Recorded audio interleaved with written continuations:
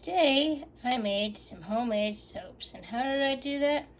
Well, I had some glycerin soap here, which you can melt in your microwave for about 40 seconds, and about a cup in a vessel. This is a measuring cup I don't care about, obviously. You can see how trashed it is.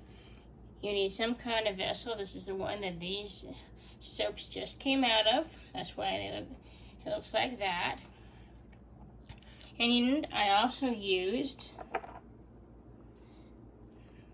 turn it around a bit further,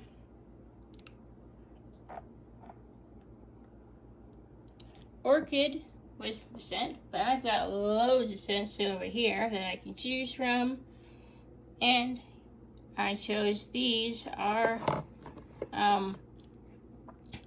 dyes that you use that are safe for soap. This is mica you can use if you want to make it sparkly. You don't have to use that.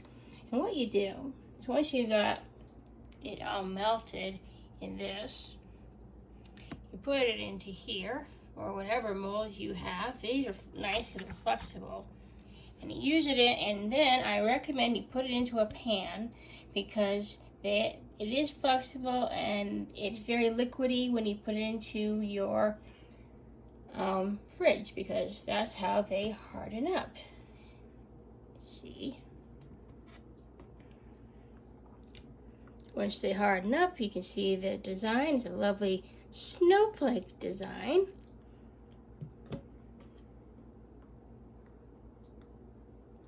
And you can get molds off Amazon or in craft stores. I got some from both. Some, depending on how much dye you use, it can be a little bit more translucent than the others. That's totally okay, If you're going for consistency, you want to be careful, to make sure everything is right. And they smell really good.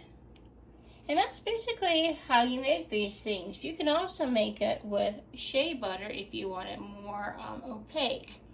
And you can do the exact same process and put it into a mold such as this, and it will be opaque. You can add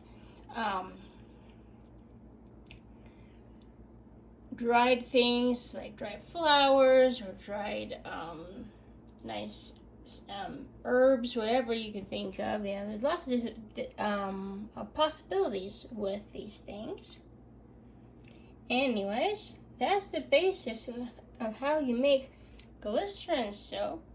Or with shea butter, you have to chop up little squares and do the same process and microwave it. You could melt it on the stove, but I don't ever do that.